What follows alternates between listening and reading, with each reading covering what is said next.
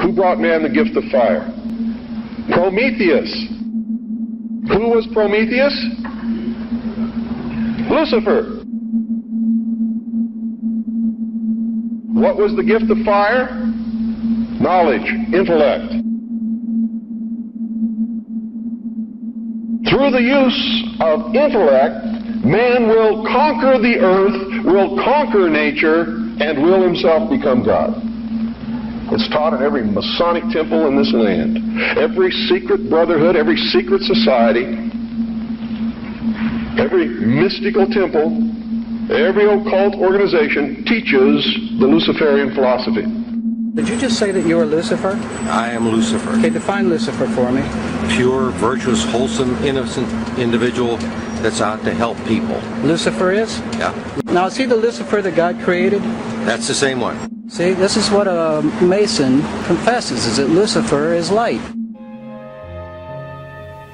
This is right here in the Lucius Trust library located in London, directly next to the United Nations Center as well. I found this interesting. This is amazing. Inside of the library of Lucius Trust, a candid history of the Jesuits, teachings on yoga. See multiple books here on yoga. Ani Yoga. Here's another one. Yogi Philosophy, the Gnostic Gospels. Of course, you have multiple books in here on astrology, and telepathy, and just various books on magic, and you have the Rosicrucian manual right here.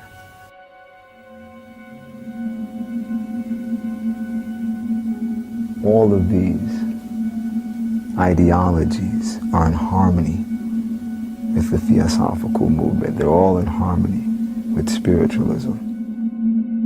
This generation of 2017, you are watching things transpire at an unbelievable pace. I marvel at how quickly things are happening and how quickly Bible prophecy is being fulfilled. This is heavy-duty stuff. This is what we were warned about in the Bible. Tragically, most people, the average individual, has no knowledge of the presence of these dark and sinister spiritual forces. Good afternoon, everyone. My name is Saquon Lee, and on behalf of Setting the Record Straight, I'm coming back with another video to talk to you guys today about how Freemasonry is truly Gnosticism hidden. Now, with saying that, I went over a few of these books that I have already. I went over this with you guys in the previous video. I went over this, and I went over this. Almost finished with this book right here. It's a lot of pages to read, but I'm almost done with it, and I'm going to be talking about that a little bit as well. But with saying that, I first want to start off and go into this book right here and give you guys a refresher about Freemasonry and everything with that. And actually, let me just tell you about the book. This is called The Arcana of Freemasonry, A History of Masonic Symbolism by Albert Churchwood. He was a 33rd degree Freemason, a high Freemason at that. In the beginning of his notes right here, in the beginning pages, it says, Freemasonry is not a religion, but it is. It does, however, support many of the teachings and practices found in a wide range of faiths. Freemasonry teaches morality, charity, and good behavior. Membership requires that an individual must believe in a supreme being and immortality of the soul. So in order for you to join, you have to believe in a supreme being, whether it's Buddha, Allah, Jesus, Krishna, whatever the situation may be, you must believe in some supreme being. And then also you must believe in the immortality of the soul. Now, I've already went over in multiple videos how the soul is not immortal. After we die, our soul that is inside of us, that essence in us, it goes back to God. And then after that, we our bodies go back to the dirt. And the only time we ever can step foot inside heaven is if our bodies go as well. Because when Elijah went to heaven, his body, soul, everything went with him. Moses, when he died, Jesus came down here, had a dispute with Satan about his body, because Satan said, Satan is the accuser, he is the liar, so therefore that's what he did. And he's telling Jesus, hey man, he was sinning, he did this, he did that, he needs to stay in the dirt here. But Jesus said, hey man, listen here, I'm the one to control the things, I am the one who gives life, I'm the one who takes it, so therefore guess what? I'm going to bring him up there with me. And guess what happened? He took his body with him. So not one part of him was left here. So as we can see, when people go to heaven, not just their soul, but their body goes up there as well. So when people talk about, I'm seeing my dead loved ones, I even go in that in another video as well, but when people talk about I see my dead loved ones or I died and I went to heaven, no, those is not happening. Just being illusions and being deceived by the devil. But he says, Freemasonry has played an important role throughout history. George Washington was a Freemason and inspired other Freemasons to assist him during the American Revolution. 13 of the 39 signers of the U.S. Constitution were Freemasons, including Benjamin Franklin. Masonic signs and symbols can also be found on various forms of American currency. On the back of the dollar bill, you'll see the symbol on the left-hand side of the bill, which is Annuit Coeptus, which means our enterprise is now a success, or our enterprise is crowned with success.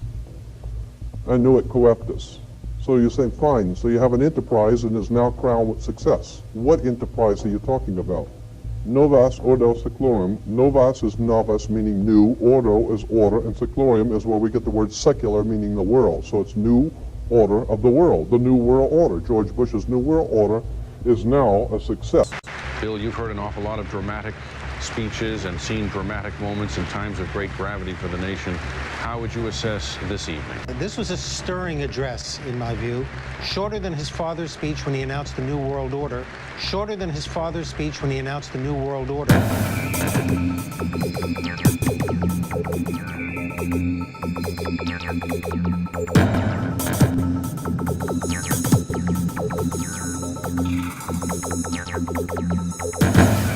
1934 is when the Federal Reserve actually finally took total control of the United States monetary system, and that's when they said it is now a success, because this is a symbol, this is an emblem of a secret society of Freemasons called the Illuminati, the German Bavarian Illuminati.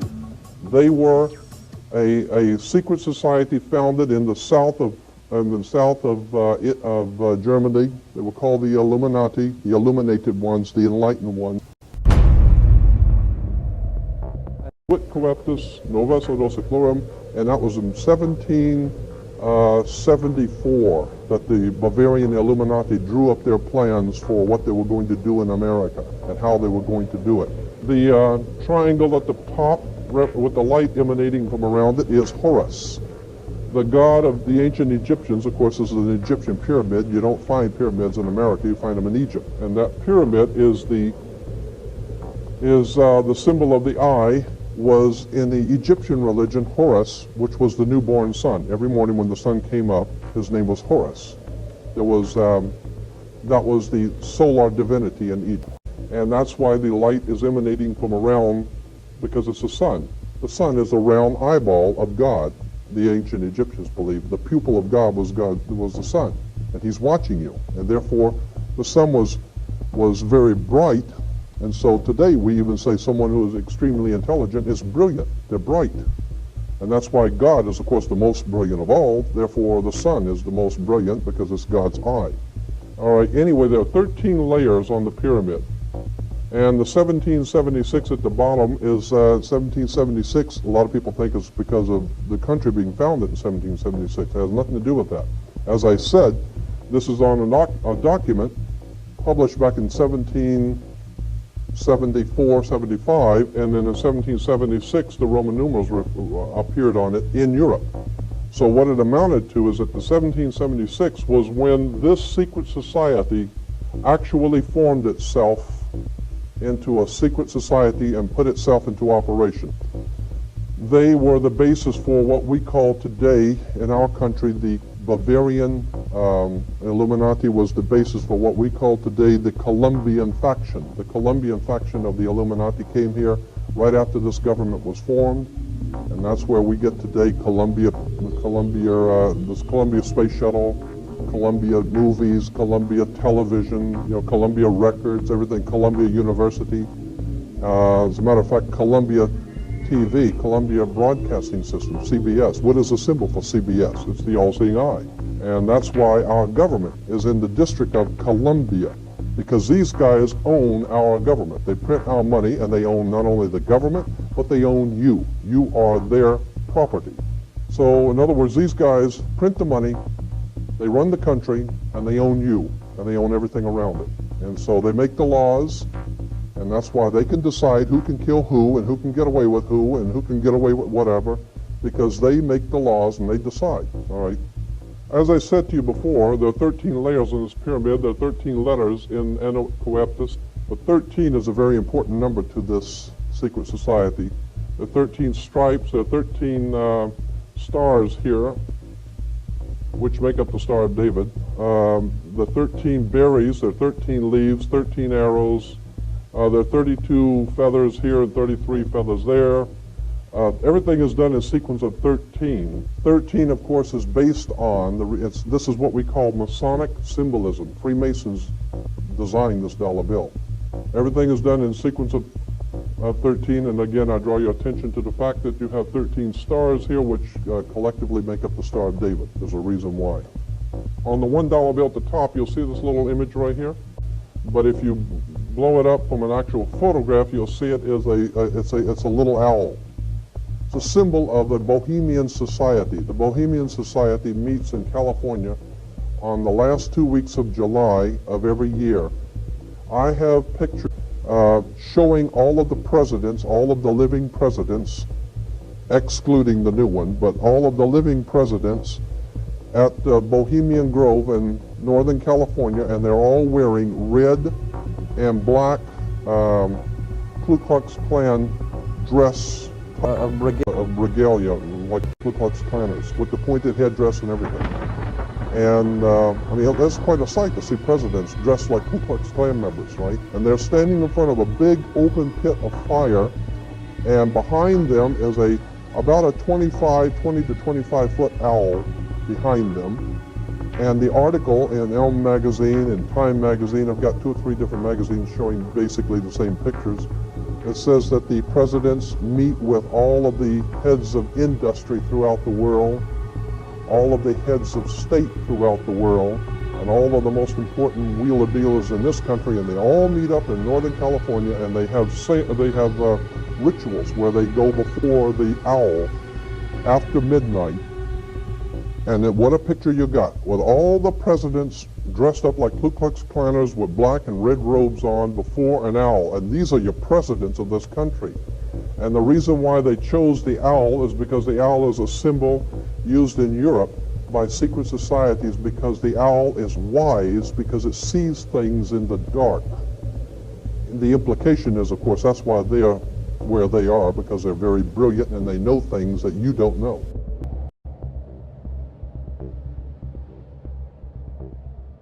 Other famous Freemasons include Andrew Jackson, Paul Revere, John James Audubon, if I'm saying that correctly, Irving Berlin, Winston Churchill, and Mark Twain.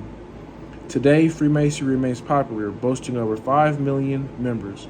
3/4 of these members are found throughout the United States. Grand Lodges are located in every state of America and in almost every country. The mysterious ceremonies, rituals, and signs and symbols of the Freemasons have been a basis for countless books and movies, and will continue to fascinate and inspire for many years to come.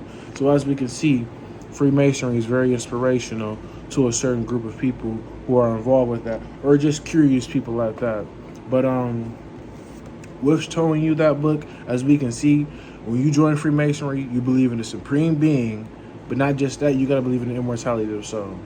It contradicts what the Bible says, because the Bible says you are not immortal. You are nothing but men. We are of the dirt and that's what we will be, and that's what we'll go back to being after this life is over. But I have this book right here, The Secret Destiny of America, and it's by Manly P. Hall. By the way, Manly P. Hall was a Freemasonry of the century during his time, so clearly his word has a lot to say so when it comes to Freemasonry. So with saying that, let me get into what the book says. And it says, believing this to be so, I dedicate this book to the proposition that American democracy is part of a universal plan. And I wonder what that plan is, people. It says later down in the page, it is composed of those whose intellectual and spiritual perceptions have revealed to them that civilization has a secret destiny.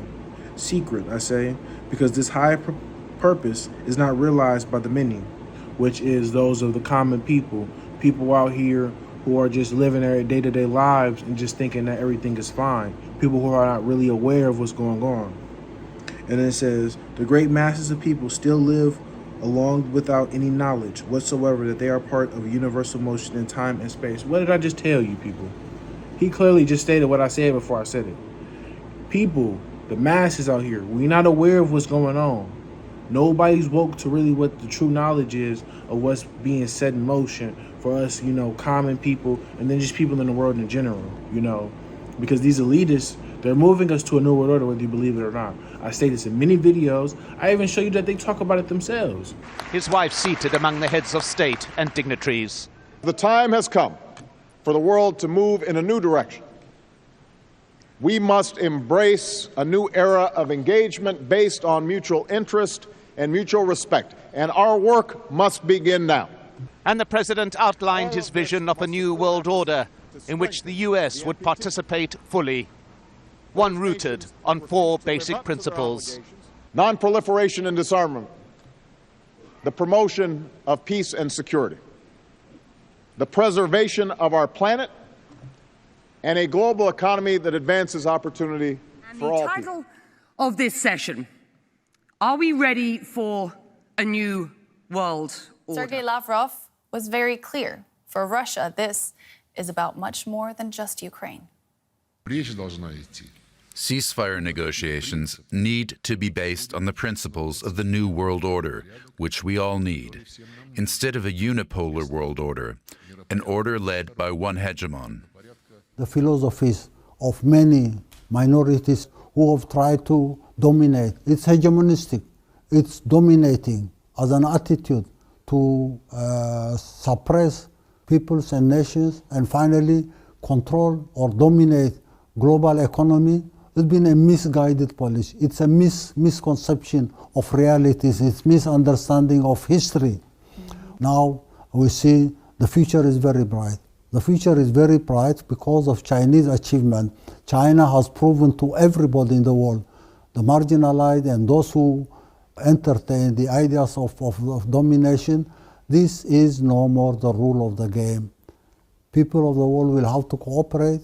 The New World Order is an order of cooperation, complementarity, and working together. It's not a world order for domination or... The largest countries of the world have agreed a global plan for recovery and reform. I think a new world order is emerging, and with it the foundations of a new and progressive era of international cooperation. To understand... I've also shown you they put it in their movies as well. Accessing archive. Hydra was founded on the belief that humanity could not be trusted with its own freedom. What we did not realize was that if you try to take that freedom, they resist. The war taught us much. Humanity needed to surrender its freedom willingly. After the war, SHIELD was founded, and I was recruited. The new Hydra grew, a beautiful parasite inside SHIELD. For 70 years, Hydra has been secretly feeding crisis, reaping war. And when history did not cooperate, history was changed. That's impossible. SHIELD would have stopped you. Accidents will happen. Hydra created a world so chaotic that humanity is finally ready to sacrifice its freedom to gain its security. Once the purification process is complete, Hydra's new world order will arise. It also goes on to talk about Pythagoras, Plato, Aristotle, but it goes on to say, Pythagoras, Plato, Aristotle, Buddha, Jesus, and Muhammad are among the greatest names recorded in history, but it is not customary to regard the men who bore these names as statesmen or sociologists. They are thought of as philosophers, sages, seers, and mystics, whose doctrines have no application to the political needs of an industrial civilization. Yet, it is the men like Plato and Buddha who still exercise the most powerful force in mortal affairs toward the perpetuation and preservation of a civilized state among all nations. It also goes along to talk about, among all of the great leaders of ancient times realized and taught that the establishment of a state of permanent peace among the nations depended upon the release of human ideals, but through properly trained and disciplined minds capable of interpreting these ideals in terms of the common good. It also talks about how one of the most ancient of man's constructive ideals is the dream of a universal democracy and a cooperation of all nations in a commonwealth of states. Then it goes on to talk about, and so it is from the remote past, from the deep shadows of the medieval world, as well as from the early struggles of more modern times, that the power of American democracy has come. But we are only on the threshold of the democratic state. Not only must we preserve that which we have gained through ages of striving, we must also perfect the plan of the ages, setting up here the machinery for a world brotherhood of nations and races, a new world order, as I've been stating before. Now I can continue in this book, but I'm not going to do that because I've talked about this book already before, and I'll do a separate video on the whole book as well at a later time. But there's another book that I want to get into real quick before I go into how Freemasonry is truly Gnosticism hidden. But this right here is Richardson's Modern System Freemasonry. So as you can see, it shows the instructions, what these people do, and it also talks about the oaths. So these people, they're talking about they can't talk, they can't reveal their oath. Well, here, let me help you do that. Now, it says on page 10, now I'm not going to read you the whole oath, I'm just going to read the penalty to show you why they can't talk.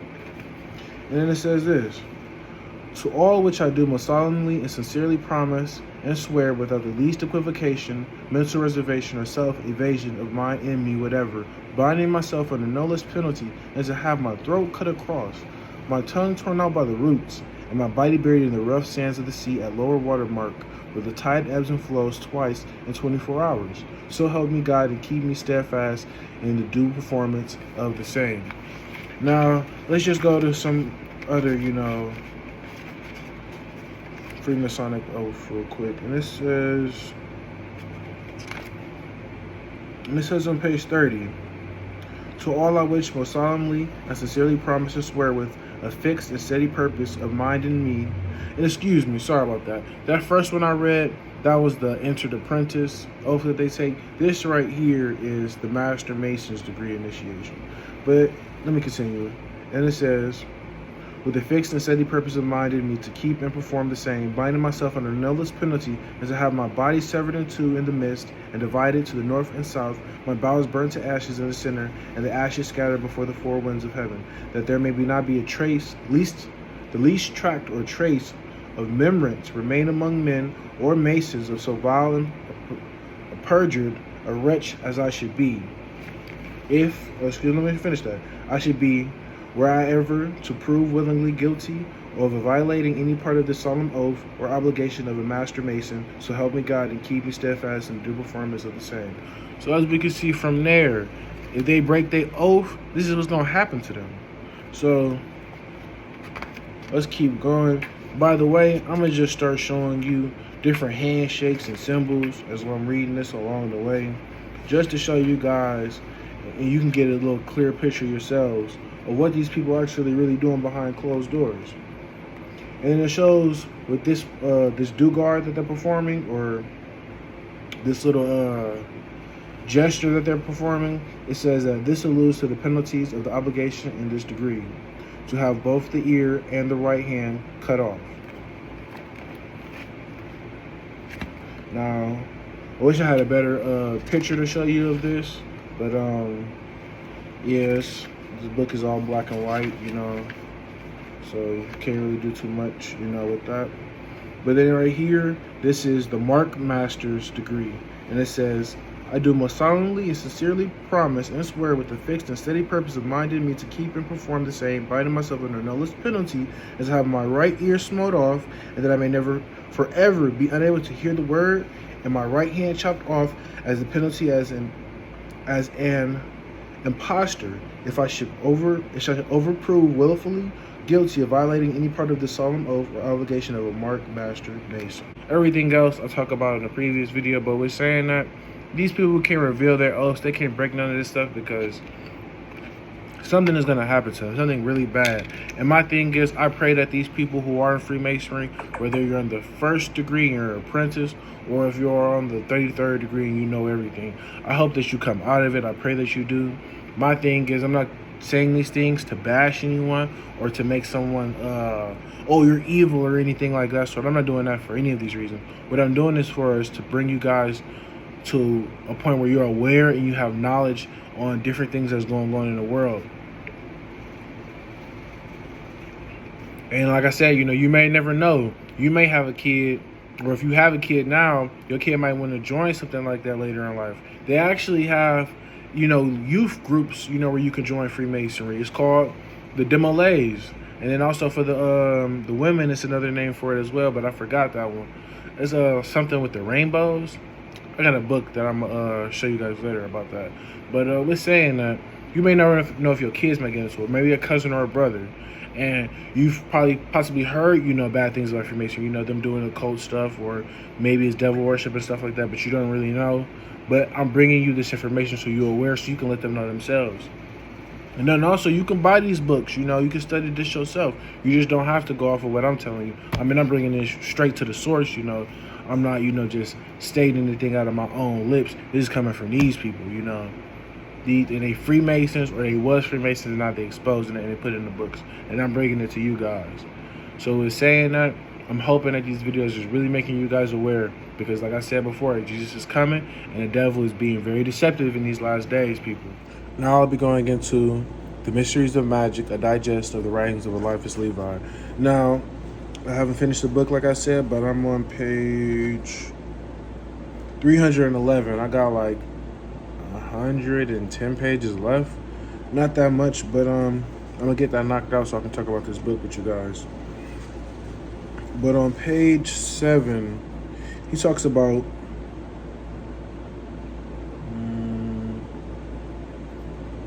to this period must be referred to the statement contained in the following paragraph by M.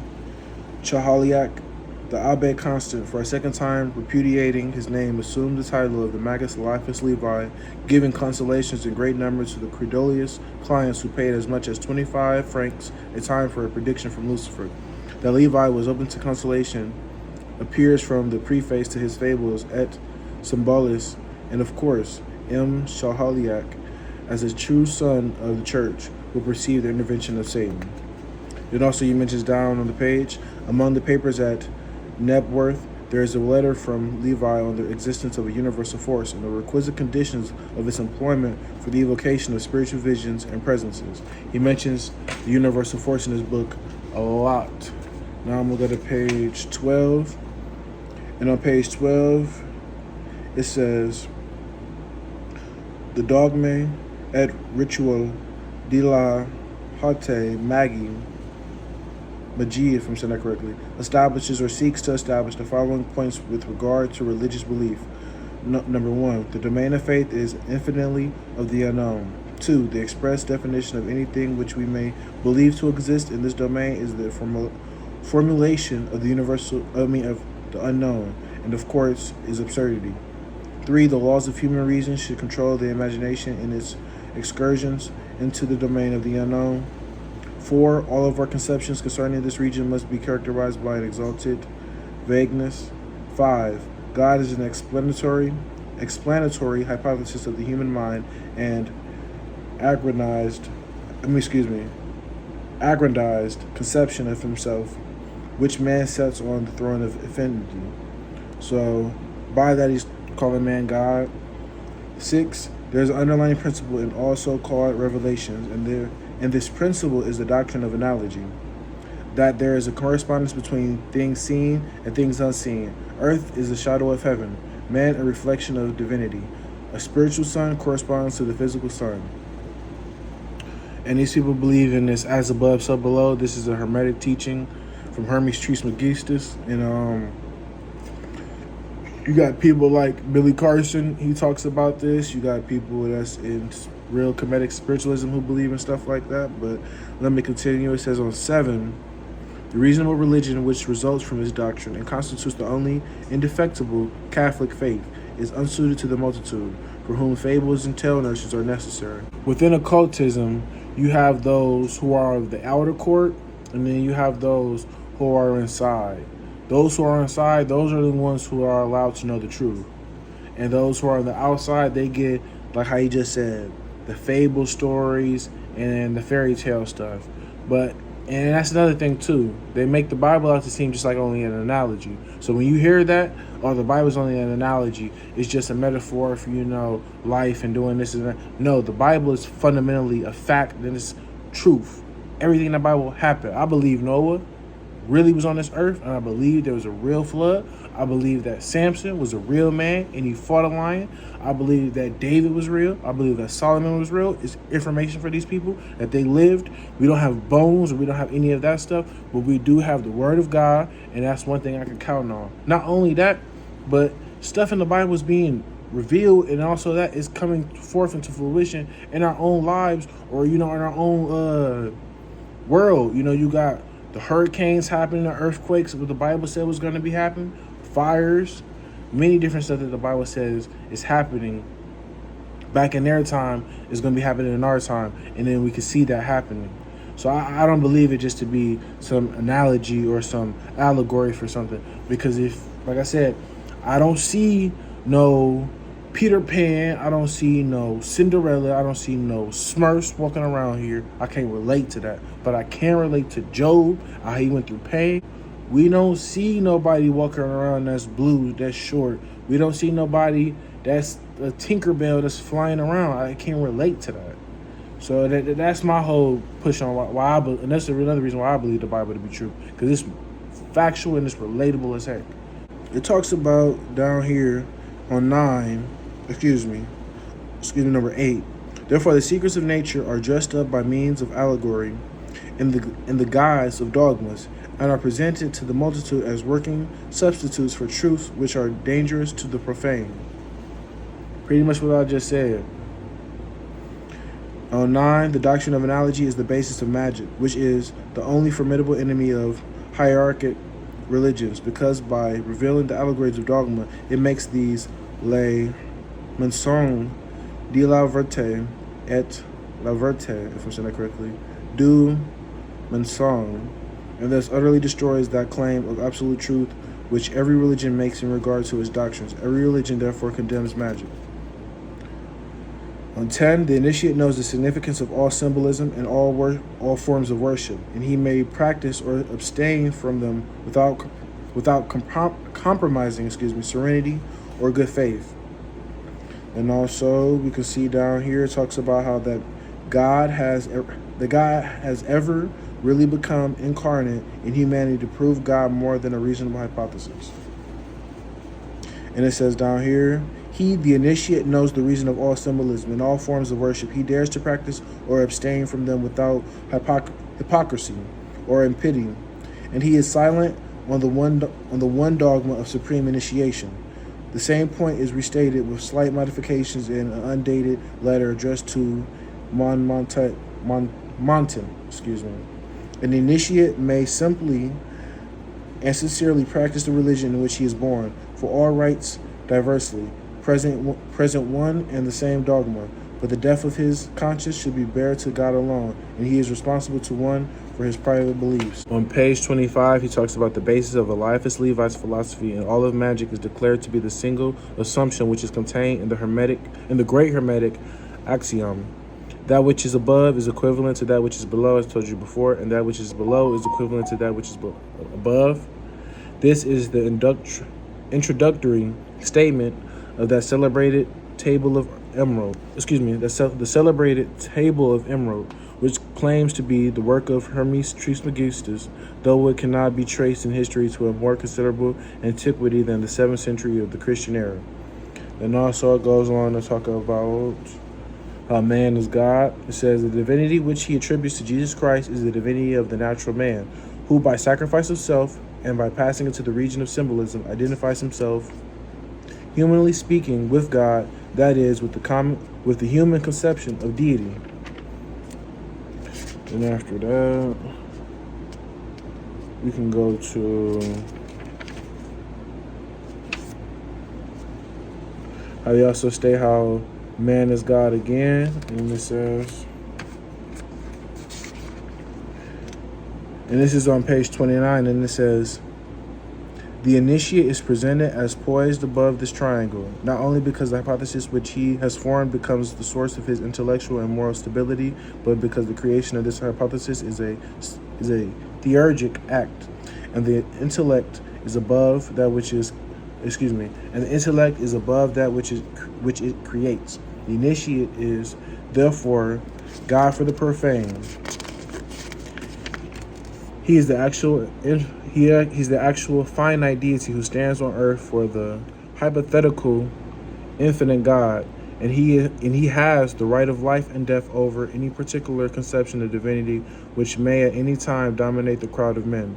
The end of magic is thus the creation of the gods and the evolution of the deific conception in the elite of humanity. From the Christian standpoint, all this is outrageous blasphemy, but it is the outcome of Eliphas Levi's philosophy. And it says, if any proof were wanting, it would be supplied by the following passage. Jehovah is he who overcomes nature, understood human nature to be included, as we tame a rebellious horse and make it proceed where we will. This is the absolute indissoluble theurgic secret. Here, Jehovah cannot mean the all-creating God, to whom everything that exists must be necessarily in complete subjection, who cannot be described as overcoming by force what lies in the hollow of his hands. Jehovah here is the God creating man, the self-conqueror, who by creation soi meme has power over the chaos of human passion and over the blind forces of nature. The great magic arcanum is thus in its primary phase the secret of the power of a completely emancipated mind over the slaves of superstition and ignorance. The unique anathema of philosophic and moral alchemy is the transmutation of darkness into light and the intellectual order of the gross matter into gold refined of ignorance into knowledge, of dead substances into dead substances, quickened by the energies of veritable life, of the mere animal into the conscious man, and of man into God. The stone becomes a plant, the plant and the animal and man greatens into deity. It talks about many other different things in that book, but I'm going to go over that in another video because I want to stay on topic, and I've been off topic for a little bit.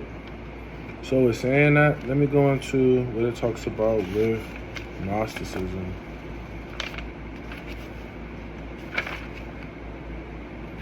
And it says on page 31, theurgy is the highest degree of occultism. As it's talked about in the mysteries of magic, it's talking about theurgy, but I'm going to go into that later. Necromancy is limited to the summoning of dead souls, but the theurgists of the 19th century evoked entities qualified by them as genii, angels of light, exalted spirits, spirits of fire, etc. In their meetings, scattered throughout the world, they worship Lucifer. The three mysterious letters JBM that the common initiates see in the Masonic temples are reproduced in the meeting rooms of the Luciferians, but they no longer mean Jachem, Boaz, and Mehabon, as in the lodges, nor Jacques Burgoyne Molay. And Jacques Molay, he was the one who was killed and was the leader of the Knights Templars. But before he died, he passed on certain secret knowledge and doctrines that was supposed to be passed on so that way the Knights Templars didn't die, which was later passed on to Freemasons, and that's how they get their name and whatnot. But it says, as with the Knights, Kadosh, and theurgy, these three letters mean Jesus, Bethlemitus Maldictus, if I'm saying his name correctly. Theurgy is therefore pure Satanism. Moreover, it is important to note that the Kabbalists admitted to the mysteries of theurgy never mention the word Satan. They look upon certain descendant adepts who invoke the evil under the name of Satan as heretics, whose system they call Goetti or black magic. They call their own practices theurgy or white magic. So as we can see, those who worship Satan under Lucifer, they believe they're practicing white magic and that they're not worshiping Satan or the devil. Those who worship the devil under the name Satan or the devil, whatever the situation may be, they are practicing black magic. But the thing is, the devil and Satan are one and the same. He's not different. It's just that when he was in heaven, his name was Lucifer. But when he got cast down, his name got changed. And the reason why his name is Satan is because that means adversary, if you really look that up. So we're saying that those who practice white magic, black magic, Wiccan, whatever the situation may be, witchcraft, they're worshiping the same person. He's the same person. And those who practice black magic, they even know that when they get into the higher initiate degrees and everything of that sort. But it says, between these two types of devil worshippers, the Luciferian occultists and the Satanists, therefore is a difference. There is a difference which must not be overlooked. Luciferians never called their infernal master spirit of evil or father and creator of crime. Albert Pike even forbade the use of the word Satan under any circumstances. So as we can see, Albert Pike, who was a 30-degree Freemason, who wrote Morals and Dogma, who changed the dogma for Freemasons and rewrote it himself. So he's a big person too in Freemasonry, along with Eliphas Levi and Manly P. Hall. He forbade them to use that name. So as we can see, there is no difference between Satanists, there is no difference between Luciferians. These people are telling us in these books that they're one and the same, but people just call them under different names for respect or the heretic stuff, whatever the situation may be. But and it says down on page 32, it says, it is well, moreover, to remember that Luciferian occultism is no novelty, nor must one take the mistake of confusing it with ordinary Freemasonry, the lodges of which are only private clubs. Many authors have published books on Freemasonry, some printing the rituals, some their personal observations on certain facts, but few of these authors, having themselves passed into occult masonry, the real masonry of the Kabbalistic degrees, which is in touch with all secret societies, Masonic as well as non-Masonic, have been able to state that Luciferian occultism controls Freemasonry, people. Luciferianism controls Freemasonry. Though this is indeed the case, neither the president of the Council of the Order of the Grand Orient of France, the supreme chief of the French Freemasonry, nor the president of the Supreme Council of the Scottish Rites will be received at the beginning of the simple Luciferian ceremony just on account of his title and dignity, unless at the same time he possess a diploma of Kabbalistic grade which requires another initiation.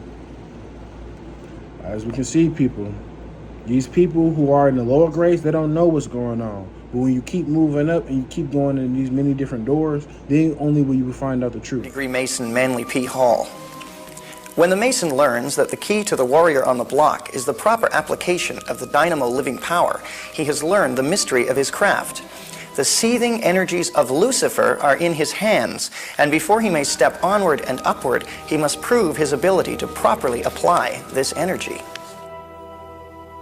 Of the literally millions of Masons worldwide, how many of them are actually aware of the true meaning of the Masonic symbols? The answer is very few. Since most Masons never go past the 3rd degree of the Blue Lodge, the rank of Master Mason, the vast majority of them never discover what they're involved in. And they never will discover what Freemasonry is all about, unless they venture into the higher levels of the Scottish Rite or the York Rite. In fact, they're not just ignorant, they're deliberately misled by their superiors in the lodge. In the words of Masonry's own authority, Albert Pike, the blue degrees are but the outer court or portico of the temple. Part of the symbols are displayed there to the initiate, but he is intentionally misled by false interpretations. It is not intended that he shall understand them, but it is intended that he shall imagine that he understands them. Many Masons go through the first 3 degrees, become a Master Mason, and they just quit there, thinking that this is just a nice fraternal organization.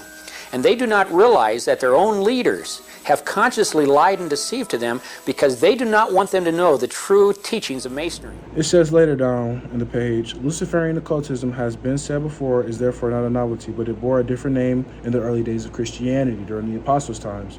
It was called Gnosticism, people. And his founder was Simon the magician. His full name is Simon Magus.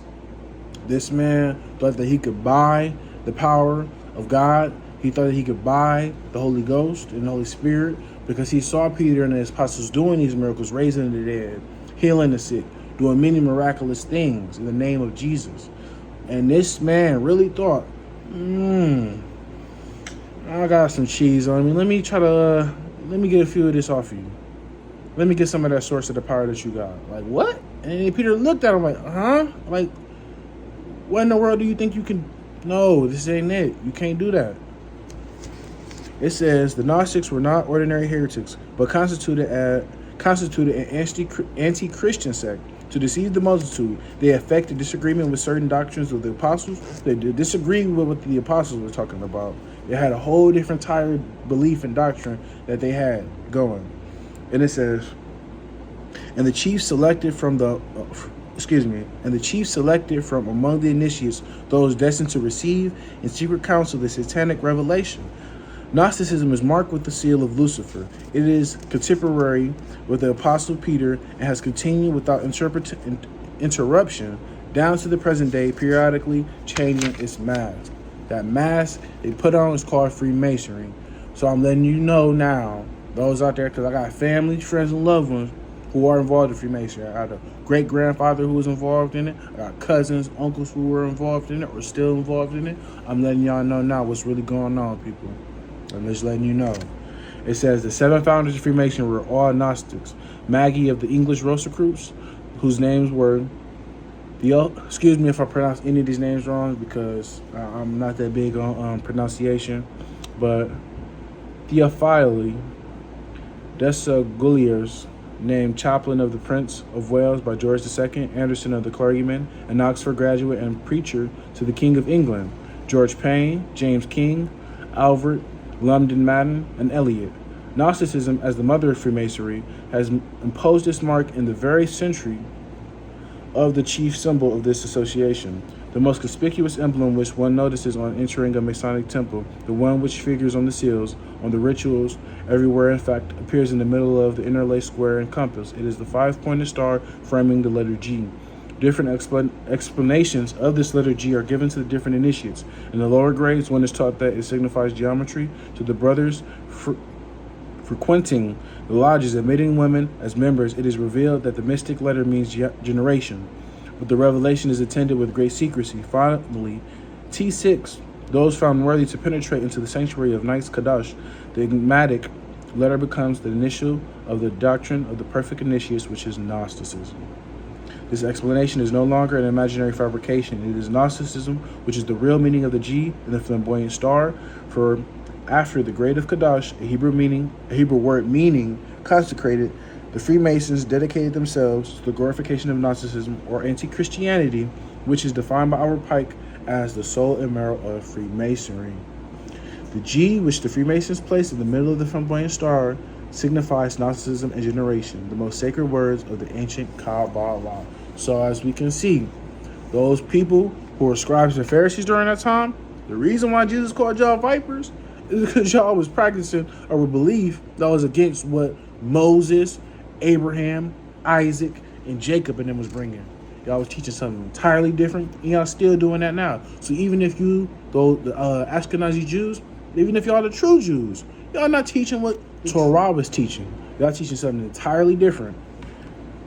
Then it goes on to say, let us add that the ancient mysteries of Gnosticism have been known and published in the past. There is no difference between the Gnosticism of the early ages of Christianity and modern occultism. There is no difference. It's still the same, people. Still the same.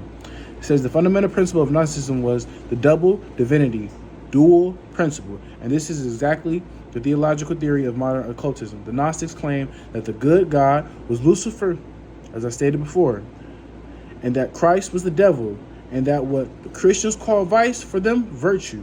And to the Christian dogma, they opposed Gnosticism, a word meaning human knowledge. So they didn't go off of what the knowledge that Jesus was giving them, that God was giving them. They went off of their own knowledge, human knowledge. And mind you, human mind and human is carnal. It's enmity against God. So when you have human knowledge or your own knowledge, you're not going to go with what God says. You're going to go off of what man says or the devil. So whether you're going off of what you say, whether another man says, what the devil say, you're being deceived. You gotta go off of what Jesus Christ say and go to his word to find it, people. But that's it for this chapter that I have for you. The next one that I want to go to is actually, let me talk about this one where it talks about Christianity and Jesus Christ and his teachings real quick. And it says this: words fail when attempting to speak of Jesus Christ, the founder of Christianity. So it's not, don't say that the Pope and that the Catholic Church started Christianity, because no, they didn't. It came from Jesus Christ. His birth, life, and death are known to all. His teaching was public and accessible to the humblest. Long years of learning, awful initiation ceremonies striking terror into the adept souls were not required for the followers of Christ. Well, the meaning of the lodge and what it was about to me was a group of people who were out to help other people, and there were different things that you could see in the lodge. The people were close together. They were bound by something, and I thought it was a Christian organization.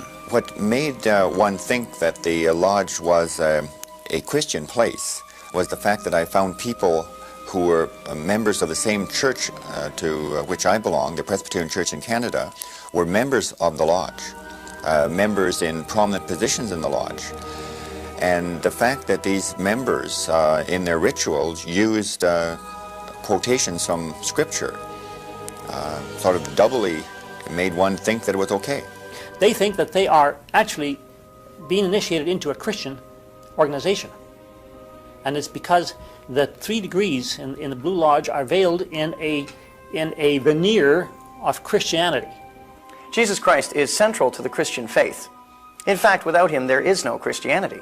That is because Christ claimed to be God himself, the bearer of light, of that light, which he taught was not to be found in man's earthly nature. So it's not what's within you, it's what's out of you. But taught was sought to be from without. He invoked God with humble prayer and faith, and performed all miracles. Therein is Christ's teaching, diametrically opposed to that of the high adepts, whose secret doctrine was that man had divinity in himself and could bring it out by exercise of will, by concentration of thought and scientific physics development. Fear, the predominant feature attendant upon the gaining of knowledge in all other religious systems, was foreign to the adherents of Christ, who were repeatedly told, "Fear not, be not afraid." No bonds, no fetters were imposed by him in the shape of ritualism. Love of God and love of neighbor. So remember, there's the 10 Commandments. The first 5 goes for God, so that's the love of God. And then also the next 5, because you can't steal from God, you can't lie to God, you can't rob God, you can't kill God. So it doesn't only apply to those who are on this earth. So you have to have the love of God and the love of your neighbor with the only precepts. Faith and charity, the only means through which the divine spirit gave man transcendental power over moral evil and physical ills. No purer and simpler doctrine, no greater knowledge of the communion possible between God and man had ever been given. Yet within a very short time after the death of Christ, Christian ritualism began to appear. The Roman Catholic Church. A theological system of dogmas and beliefs was devised.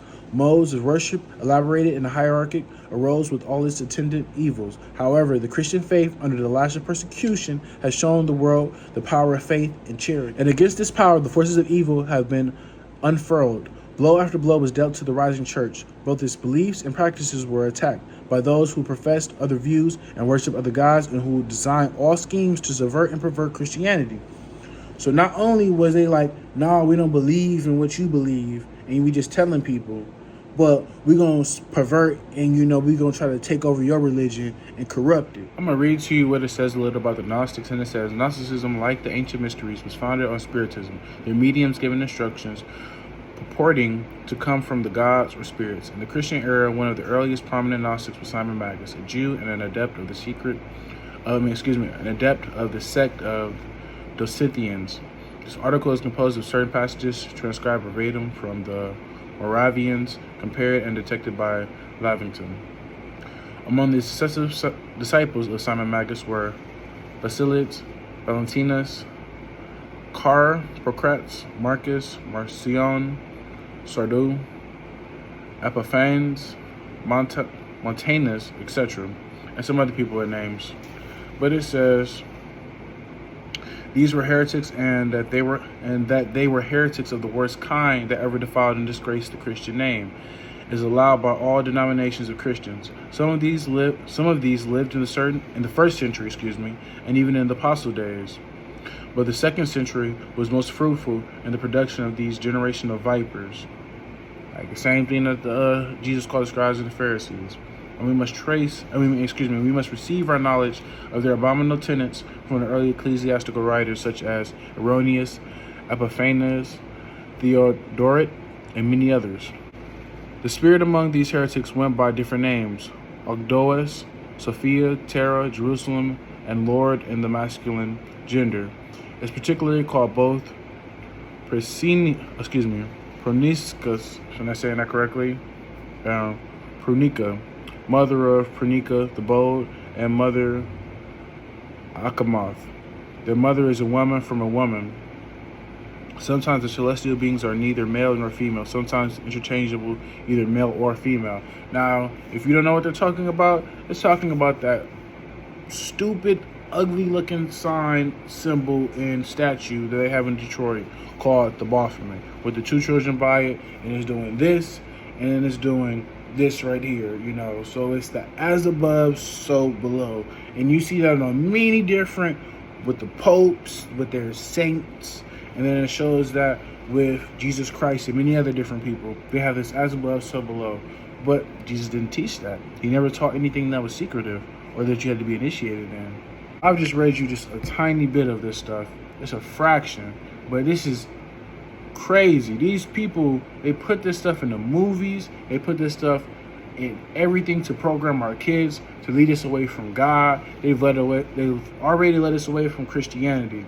They've done it to black people first moment we got on the slave ships. I hear this all the time, how black people didn't know what Christianity was before we got the slave ships. How ignorant are you? That's the most ignorant comment anyone could make.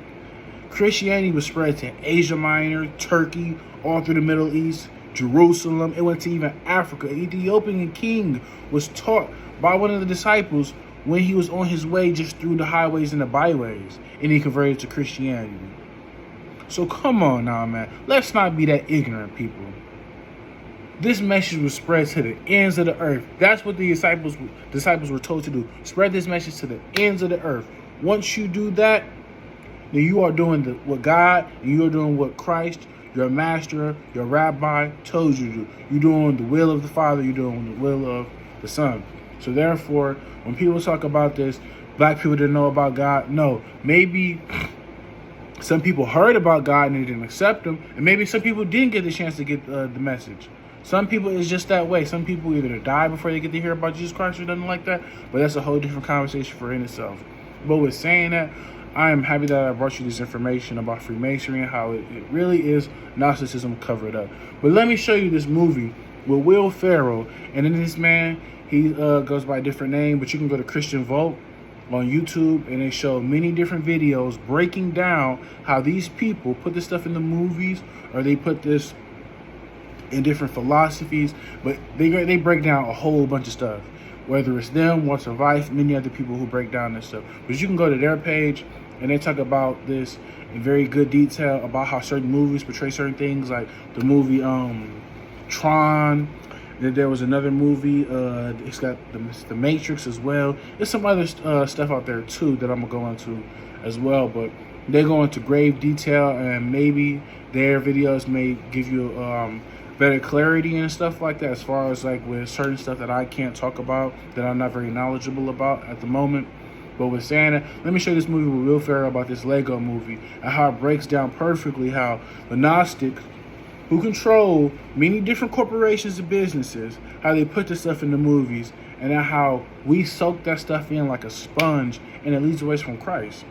But let me show you Another film with some of these same elements is the Lego Movie. The movie is centered around a Lego character named Emmett, who is supposedly the chosen one, or something. But he runs around throughout the movie with his little Lego friends, trying to stop this evil Lego villain called President Business, who's also called Lord Business. As you can probably guess, it's more of a kid's movie. But we find out at one point that the Lego universe that the movie has taken place in up to this point is actually just this huge Lego set in the basement of some guy's house, and that all the Lego characters that appeared up till now are just Lego figurines in this guy's massive Lego set. So in that we have this allusion to the construct in the form of the Lego world this guy has made in his basement. Then our world plays the role of the Pleroma, that is, the higher realm again, which in this higher realm we have the creator of the Lego set, or the demiurge if you will, played by the comedic actor Will Ferrell. He's really just what looks like an average business guy who seems to have an addiction to Legos, but he's literally called the man upstairs a ton of times throughout the movies by these Lego figurines, which is an obvious allusion to him being the god figure to these inhabitants of the Lego universe. If the man upstairs chose him to be the special, there must be a reason. Who's the man upstairs? See? He doesn't even know about the man upstairs. Does he have like super gross hands that look like they're made out of big pink sausages? Like eagle talons mixed with squid? Wait, you've seen the man upstairs.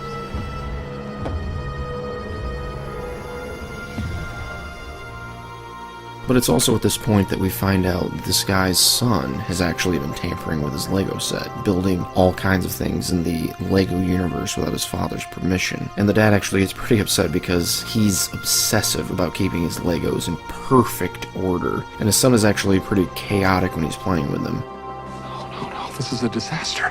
All of this that you see before you is all your father's. And everything is thought out. It's a highly sophisticated interlocking brick system. What am I holding here? It's a battleship. No, it's a hodgepodge. That's what it is. What's Batman doing on it? What is this, a robot pirate? And so the son is obviously portrayed as being more free-spirited, promoting Lego anarchy by making a mess of his dad's Lego set. But obviously in this father and son creator duo, we have another allusion to the dual demiurge. And they obviously have those familiar chaotic and orderly personalities attributed to Adonai and Lucifer by the Gnostics. Similar to the Matrix though, the father and son seem to have their own representative in the Lego universe. The father's representative is the villain, Lord Business, who is actually voiced by the same actor as the dad, Will Ferrell, and they both have the same perfectionist-like mentality.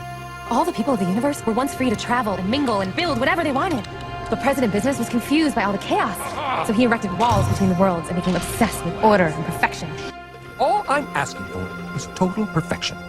The son's representative seems to be Emmett, though. I say this because at the end, when the son and his dad are reconciling, Lord Business and Emmett are simultaneously reconciling. The father figure even asks his son, quote, if the construction guy, referring to Emmett, said something to President Business, what would he say? And he actually does this in an attempt to get his son to tell him what's bothering him. But then it cuts to Emmett appealing to Lord Business about not being so obsessive about the order of the Lego universe, which is simultaneously meant to be the son's appeal to the dad not to oppress his playing with his Lego set. Then there's this scene where they're reconciled and the dad hugs his son, and simultaneously and pretty clearly Emmett represents the son's character. But I think this event where the son and the father reconcile and unite in a hug is meant to picture that synthesis of the two demiurge figures, though obviously it's much more watered down than the other portrayals we've seen of it. But after this and a bit of an explosion, the Lego universe and its inhabitants are freed from the oppression of Lord Business and his stringent rules about what they can and can't build. And the father also then allows his son to continue his chaotic building with his Lego set. Really, I could do an entire commentary on this movie explaining how Luciferian it is, but for time's sake, I'll just outline the allusions to the elements we've been discussing. So we saw the construct portrayed in the form of the Lego universe. We saw that its Lego inhabitants were oppressed by a perfectionist-type Adonai character who's actually called Lord throughout the film, Lord being the literal translation of Adonai. We also had his son playing the role of the chaotic rebel and co-creator Lucifer, together the two representing the dual demiurge figure that we've discussed. And in the end, the two are unified, which frees the Legos and the construct from oppression. And so yet again, we find many of those same elements here. But the last one I'll mention briefly is after showing you guys that, I'm gonna just leave this off right here, saying that I love you guys, be safe, get in your word, Jesus is coming, and listen here, get in your word and soak up this knowledge that I'm trying to give you guys, because like I said before, the devil, he's coming to kill, steal, and destroy.